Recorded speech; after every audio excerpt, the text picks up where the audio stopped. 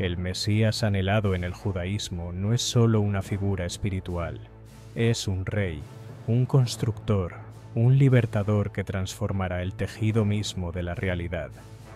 Mientras el cristianismo alza a Jesús como la encarnación de esa esperanza, el judaísmo, con la mirada fija en sus textos sagrados, sigue esperando. Sigue aguardando al líder que, según su milenaria interpretación, cumplirá con un destino que Jesús dejó inconcluso. Bienvenidos a Código Místico.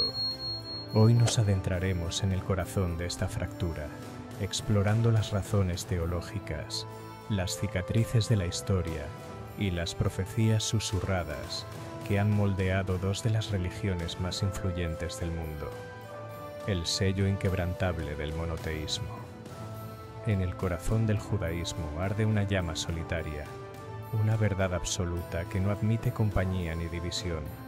Es el principio del monoteísmo estricto, un pacto sellado en el desierto y proclamado a través de los siglos en su declaración más sagrada, el Shema.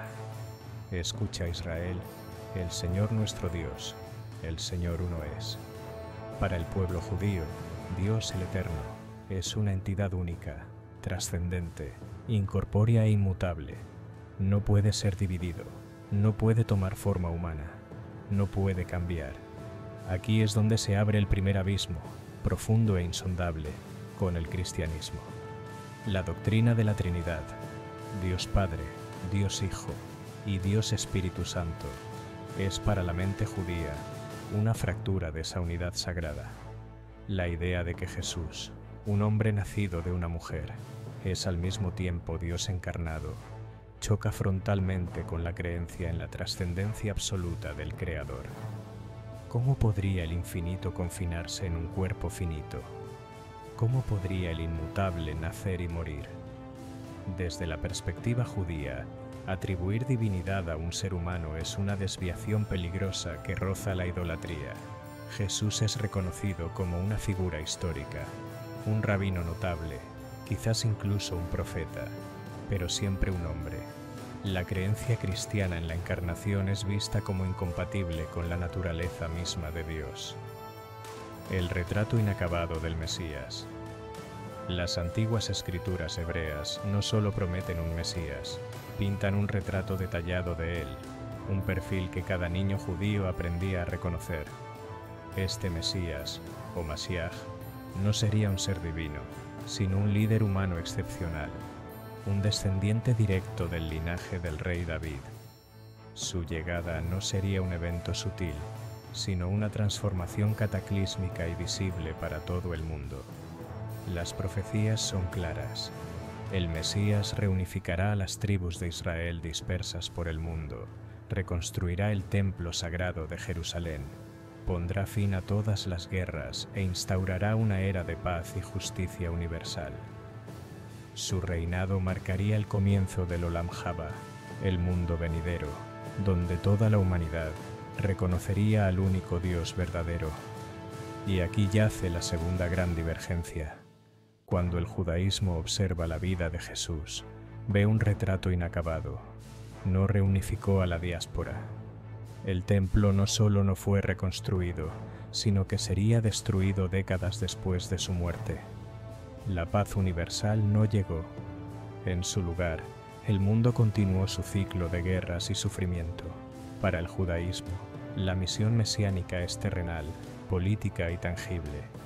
La idea cristiana de un Mesías que viene a redimir espiritualmente a la humanidad a través de su muerte y resurrección, posponiendo la redención del mundo para una segunda venida, es una reinterpretación radical del plan profético original. No es el Mesías que sus escrituras les enseñaron a esperar. La fortaleza de la escritura y la tradición. La fe judía se erige sobre dos pilares monumentales: la escritura y la tradición. La Biblia hebrea, el Tanaj, es la palabra fundacional, pero su interpretación no es un ejercicio libre. Durante siglos, una vasta tradición oral, finalmente codificada en el Talmud, ha servido como un faro, guiando la comprensión de cada ley y cada profecía. Cuando los sabios judíos escudriñan el Tanaj, no encuentran a Jesús. Los pasajes que el cristianismo presenta como profecías mesiánicas cumplidas en él son interpretados de manera muy diferente.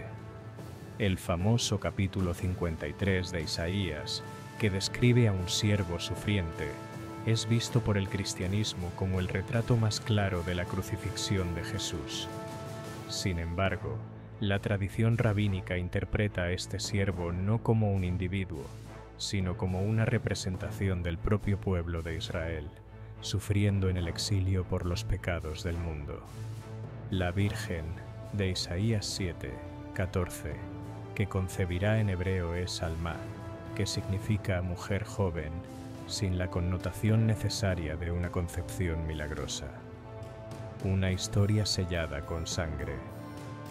Aquella brecha teológica ya inmensa estaba a punto de ser sellada, no con argumentos, sino con el peso trágico e indeleble de la historia.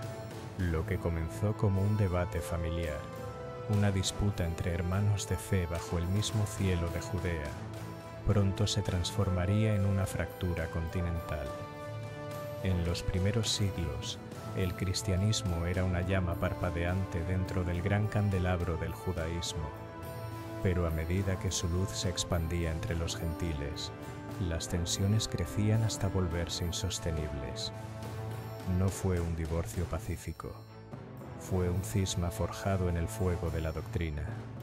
Concilios como el de Nicea, en el año 325, no fueron meras reuniones teológicas, fueron tribunales.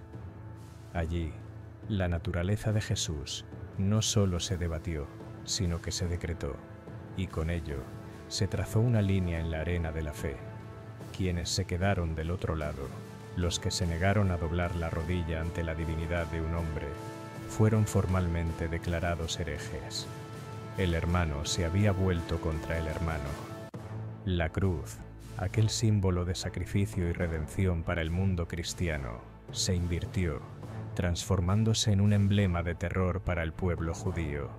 Bajo su sombra se desató una persecución sistemática. No eran simples actos de violencia, eran rituales de odio, justificados desde el púlpito. Los pogromos no eran solo masacres, eran tormentas de fuego que barrían comunidades enteras. Las expulsiones masivas no eran decretos políticos, eran sentencias de exilio para un pueblo que ya había perdido su tierra. La Inquisición española no es solo un capítulo notorio, es la culminación de esta lógica macabra, donde la conversión forzada era la única alternativa a la hoguera. Cada acto de sufrimiento se infligía en el nombre de aquel a quien ellos no podían aceptar como su Mesías. Estas experiencias colectivas no solo dejaron una herida, grabaron una cicatriz indeleble en el alma judía. La historia se convirtió en un argumento más poderoso que cualquier escritura. La pregunta dejó de ser teológica para volverse visceral. ¿Cómo podrían aceptar como redentor a una figura en cuyo nombre sus hijos habían sido masacrados, sus sinagogas quemadas y su pueblo desterrado durante siglos? La figura de Jesús quedó así, inextricablemente, soldada a la opresión, al dolor y a la violencia. Se erigió una barrera, no de palabras, sino de sangre y lágrimas. Un muro emocional y psicológico casi tan infranqueable como las diferencias doctrinales que lo originaron. Dos mundos, un mismo origen. Finalmente, las diferencias se manifiestan en la práctica diaria, en la liturgia, la ley y la identidad. La sinagoga y la iglesia son mundos distintos. En la sinagoga, el foco es la adoración del Dios único, el estudio de la Torá y la vida en comunidad. El Shabbat es el día sagrado, y festividades como Pesaj y Yom Kippur marcan el ritmo del año. El rabino es un maestro y guía, no un intermediario clerical. En la iglesia, la adoración se centra en la Trinidad, con Jesús como figura central de salvación. El domingo conmemora su resurrección. Rituales como la Eucaristía y el bautismo son fundamentales, y símbolos como la cruz tienen un poder redentor. El judaísmo enfatiza la observancia de la ley y la ética como el camino hacia la santidad.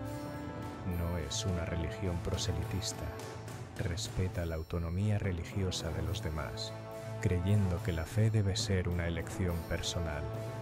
Esta diversidad se refleja incluso dentro del propio judaísmo, con corrientes que van desde la estricta ortodoxia hasta el liberalismo reformista, cada una interpretando la tradición a su manera. Así que, más que un rechazo, fue el nacimiento de dos realidades distintas, cada una siguiendo su propia estrella de fe. Pero esta es solo una de las miles de verdades que laten bajo la superficie de lo que nos contaron. Creemos que las preguntas más ingeniosas provienen de quienes se atreven a mirar en las grietas de la historia. Por eso te convocamos. Usa tu perspicacia y coméntanos. ¿Qué otro gran misterio de la fe o de la historia crees que esconde una verdad deliberadamente olvidada? Únete a la comunidad de los que buscan más allá de lo evidente. Suscríbete a Código Místico, porque el verdadero viaje apenas comienza.